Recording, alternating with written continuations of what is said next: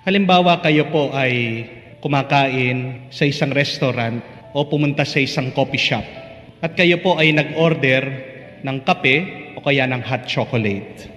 At hawak-hawak nyo na po yung kape o yung hot chocolate, pabalik na po kayo sa inyong upuan para makipagkwentuhan sa inyong mga kasama. Pero habang hawak-hawak nyo yung hot chocolate o yung kape, merong tao na bumangga sa inyo. Ano pong mangyayari doon sa dala nyong kape o hot chocolate? Ito po ay matatapon. Ang tanong, bakit po natapon yung hawak nyong kape at hot chocolate? Why did it spill? Sigurado po marami sa inyo ang sagot, kasi Father, binangga niya ako, kaya natapon yung dala-dala ko. Pwede po. Pero ang tamang sagot ay, natapon yung kape o hot chocolate dahil may laman yung baso mo. Dahil may laman yung tasa mo. Wala naman may tatapon, wala naman masasayang, wala naman lalabas kung walang laman yung tasa, yung baso, yung hawak mo. Kahit nabanggain ka ng napakaraming tao, kung walang laman yung dala, walang matatapon. But the fact is, there is something inside of your cup. That is why, when somebody bumps into you, it gets spilled. Ano po yung aral? Tayong lahat po, meron din tayong baso. Ano yung baso o tasa na pinagkaloob ng Diyos sa atin? Yung ating isip, yung ating puso. As we live our lives, it is us who fill this cup, who fill this container. Habang ikaw ay nabubuhay, ikaw ang nagpupuno dyan. Mabuti man yan o masama. At pag ikaw ay binangga ng buhay, at hindi mo maiiwasan na ikaw ay makikipagbanggaan sa ibang tao, dahil meron ka talagang makikilalang tao sa iyong buhay, kayo ay magiging close, hindi mo maiiwasan na ikaw ay mababangga niya. Life will bump you. Ano ang lalabas sa iyo? Anong lalabas sa iyong isip? Anong lalabas sa iyong pananalita? Anong lalabas sa iyong kilos at gawa? Depende kung ano ang pinuno mo sa iyong isip at sa iyong puso. Kung pinuno mo ang iyong isip at puso sa tuwa, sa pasasalamat, sa pagmamahal, malasakit, pag-unawa, pagpapatawad sa iba. Kahit na banggain ka ng ibang tao, kahit na anong mangyari sa iyo, yan yung lalabas. Puro mabuti, puro maganda. Pero kung pinuno mo ang iyong isip at puso sa galit, inggit, paghihiganti, pagkamuhi, paghusga sa iba, yan po yung lalabas sa atin. Tingnan niyo po ang ating Panginoong Jesucristo. Dito sa ating ebanghelyo, sabi niya, siya daw po ay puno ng banal na espiritu. Kaya nga, pag siya ay nagsasalita, ano ang lumalabas sa kanyang bibig? Banal na espiritu. Mabubuting salita. Ang salita ng Diyos. At namangha daw po ang mga tao habang siya ay nagsasalita. Bakit?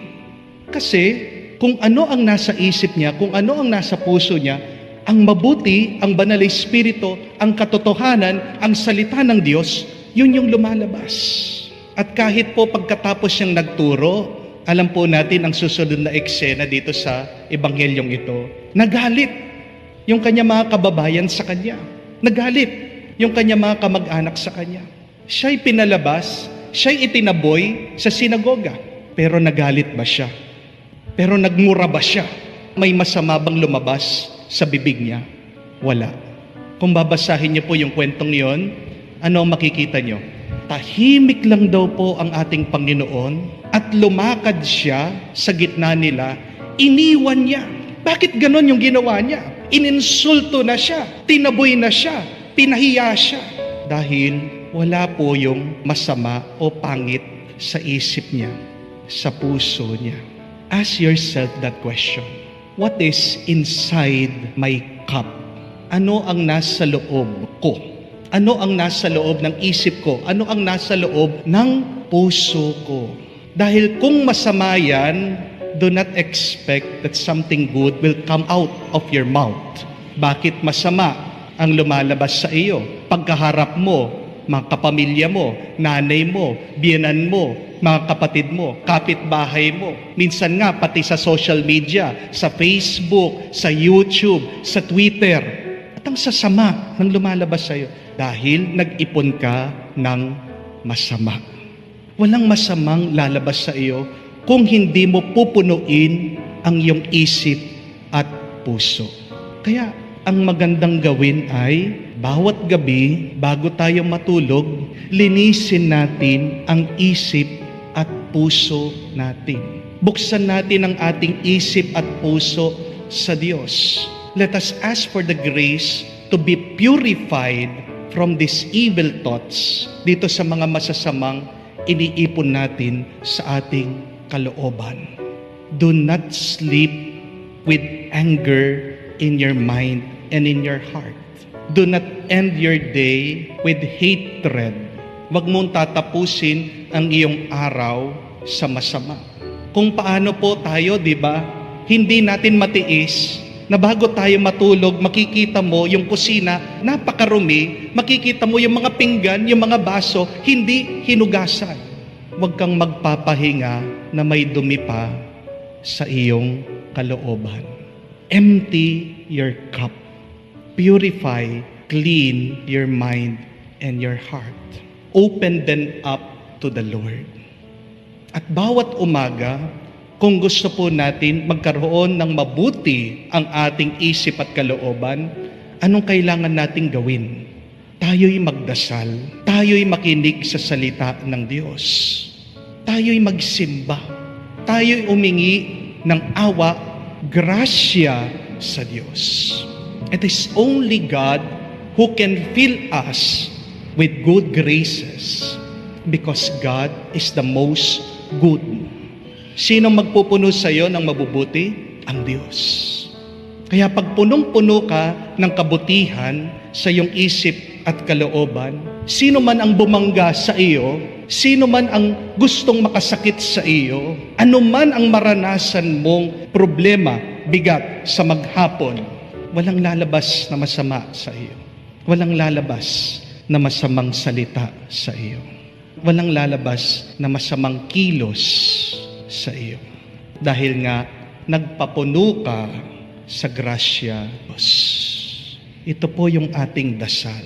Bawat gabi, sabihin natin, Panginoon, linisin mo ang aking isip at puso. At bawat umaga, hingin po natin ito sa Panginoon.